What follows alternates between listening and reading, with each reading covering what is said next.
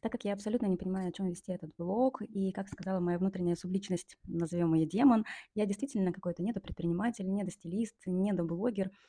Поэтому сейчас я буду, наверное, делиться своими мыслями, и сегодня я хочу поднять тему это друзья. Очень часто, когда мы что-то хотим изменить в своей жизни, мы стараемся делиться со своими друзьями. И знаете что? В моей жизни всего один человек, который хоть как-то меня понимает в моем желании изменить реальность. Все, все, просто все. Остальные же мои друзья работают в найме, живут эту взрослую семейную жизнь с детьми и так далее.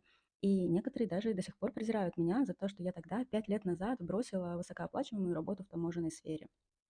Поэтому, дорогие друзья, если сейчас вы пытаетесь изменить что-то в этой жизни, не знаю, работу, личную жизнь, доходы, не знаю, что еще, пишите, пожалуйста, в комментариях, кто вас сейчас поддерживает, есть ли такие люди в окружении. И если вдруг нет, то давайте вместе объединяться и поддерживать друг друга в попытках сделать нашу жизнь лучше.